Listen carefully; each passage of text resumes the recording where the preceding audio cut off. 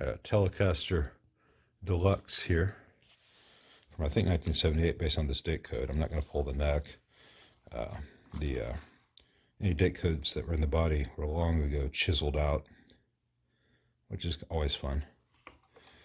Let's see, I'm going to disconnect this wire going to the output jack. It's got a bad splice. I'm going to give it some new wire to the output jack. And this bridge ground wire had broken off inside, and it's all yucky from over the years. So I'll probably replace that bridge ground. That's easy to do. And then I'm going to clean all this up. So let me disconnect it so I can remove it from the guitar and get this to focus right here. This is not the most reliable thing, because if it goes like that, it'll short out one of the output sides. That may be a matter that I can do some shrink wrap, but it's awfully fugly that way. Let's see if I have enough slack to redo this properly. If not, I've got some other braided wire I'll put in there. Anyway, let me disconnect all this. Yeah, this bridge ground wire, I exposed some fresh wire and tinned it, is measuring 40-something ohms to the bridge itself, so I don't think it's making good contact underneath there, or it's got partial breaks in it, so this is all going to get replaced as well. All right, here's why the ground was not great, even before it broke. It had indented this ground wire here, was tinned, and then it, over the years, it indented into the body, into this little groove, which means that as the years passed, it pressed more and more into the body, no longer made good contact. So I'm going to replace this wire and catch it so that it really is pressed up against the wood by the bridge, and it will make a new indentation into the body, but it will be years before that does anything damaging. And I might spread the strands out a little bit rather than have a big solid tinned thing there, just to make sure that there's less of a rise between the base plate of the bridge and the wood, because the string's so thick. And I'm going to clean some of this funk out of here. I want good contact metal to wood. Okay, obviously can't show it because it's under the metal now, but this 18 gauge wire has the strands kind of splayed out underneath here, so there's no big hump here. And I've got excess length here, and I've tinned it here just to make sure. I've read 0 ohms from this point to this point, which is much better.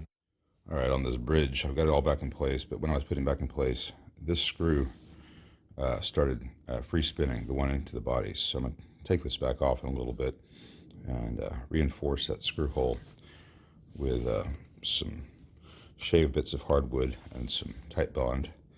And then this guitar doesn't have much fret left. I'll get the focus better.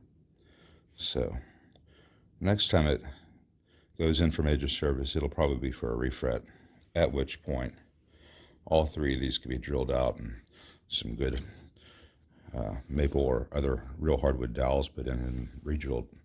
But these 2 right here and here are fine. This one just needs a little help, so I'm just going to do a quick and dirty thing to keep that tight. Other than that, love the chisel work. Okay, this has got a switchcraft jack with electro socket, whatever it's called, electromatic socket. I love these things. So this will be real good once I get the new wire on there. That'll be a little bit later. Let's look here at the switch. As I mentioned, let me get this to focus. That is not reliable. I'll make sure all the solder joints are good. That one right there is not. And I think at that point I could take it off and put some heat shrink on there, but I think this masking tape is the right idea. I think maybe I can get by with just some carefully applied electrical tape. Let me see how much slack I have in this connection first. If I have enough slack when it's in place, and I can buy myself maybe a 1/2 inch of fresh wire exposure. I always prefer to do heat shrink. Now to the reason that the guitar came to me. These wires, the wiring on the pots, seen better days. A lot of old solder, a lot of tack soldered stuff. A lot of things have gotten a little too hot. Got one replace pot here. I'll measure all the pots. I mean, there's supposed to be 1 megs all around. I'll make sure they're all audio taper. It's got these nice caps that you might find in a 70s Fender amp. They should be absolutely fine. This one is wired the old style way. So is this, with this bright cap here on the neck. I don't know that a 1 meg pot really needs a bright cap. I'll talk to the owner about that. I think if this amp, with 1 meg pots, you just move the tone circuit to the 50 style off the wiper. Might just do everything. But you know, if he's been happy with it as is, I'll leave it as is. I'll tell you what, this loose stranded wire for the grounds, that's going to get replaced with some solid bus wire to give some mechanical support to the pots. And I want to be careful soldering to these pots which have the nylon centers. It might be worth changing out for some all new pots if I can find good quality 1 meg solid shafts. It's always fun these days. I mean, CTS makes them, but the trouble with the CTS 1 meg audio taper pots these days is they have an abrupt cutoff. There's no slow taper at the end. It goes from nothing to, hey, there's some volume. And it's just not the best thing in the world. So let's see if Emerson has anything, whatever. If these need to be replaced at all, they may clean up just fine. Okay, I got most of the old solder off, everything cleaned. A little bit of stuff down there. I just need to clean it a few more times before I put it back together. These are original pots, 1 meg 30%, 1 meg 10%. These are 2 replacement 1 meg 10%. This original 1 meg on the tone is measuring about 600K. But I spoke to the owner, and he doesn't really use the volume and tone controls very much on this guitar like you would on a Les Paul or something. He pretty much just has everything on 10 and occasionally touches the tone. And he's been happy with it, other than it's been cutting out. So I think I'm just going to reuse these. I'll reconnect all the pickup wires correctly, making sure that a little bit of burn to the plastic there may give it a little bit of heat shrink reinforcement. This lead, this 2 conductor with shield, I think I'm going to replace, just because it's really, the wires on the jacket are real frayed there, and I just don't have enough slack to get it exactly the way I want. And then I'm going to redo the wire, shielded wire from the output going to the output jack. And the where did I put it? Absent-minded professor is cute in theory, but makes for bad videos. Got the good electric socket jack with the switchcraft, so good. It'll be great once the new wire's in place. So let me get started on this, and then I'll show you what it looks like after. Okay, I was able to reuse this old braided 2 conductor. And here's the new one that's going to go to the output jack. I'll trim this to length once it's in place. And I've got some 18 gauge bus wire to help reinforce the pots. They've got tooth washers and they shouldn't go anywhere, but just in case. And everything's been cleaned up. And 50s wiring, just the tone circuits connected to the wiper of the pots instead of that treble bleed. I put this in the guitar and connect to the volume and see what it sounds like. Well, I had to replace the old switchcraft jack because it would not tighten up fully against the socket. It would, the little crimped ring in the middle was just free spinning. So anyway, got the new shielded cable on here, and it is solidly attached. Now I just got to get this thing back in place. Let's put the screws in there and plug it in and make sure all the wiring's good, and then I'm going to reinforce that 1 screw connection, and then we'll see what the guitar really sounds like. All right, this is that 70s Telecaster Deluxe. I just fixed all the wiring on and reinforced that bridge screw on. Owner says 73. I read that date code on the pickup as an 8, but it could be a 3. Either way, it's a very lightweight example of a Telecaster Deluxe. Some of these are boat anchors. This one has lost a lot of moisture over the years and sounds great. Here's what the pickups sound like.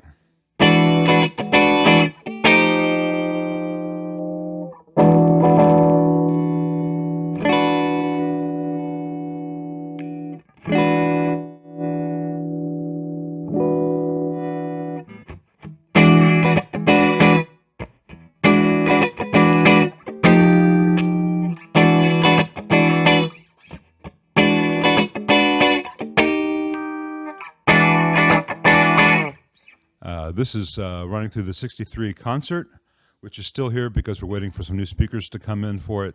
The existing speakers are the wrong impedance, and they have got really harsh sounding aluminum domes, real fizzy. So new speakers on the way. So for right now, the 63 is being heard through my shop cab, and the owner of the 63 concert is the same owner as this guitar. Apparently he likes brown a lot. So let's hear this thing.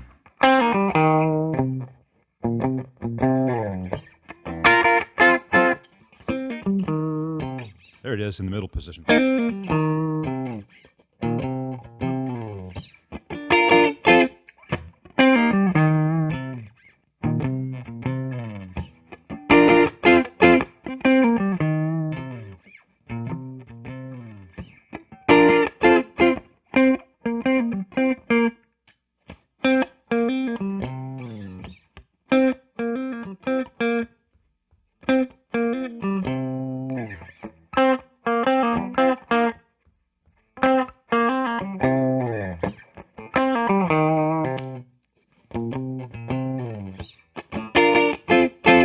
These frets are almost gone at this point, so that doesn't have the weight on it.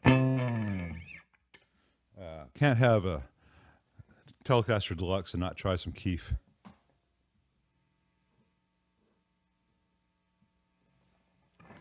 It's not in the right tuning, but...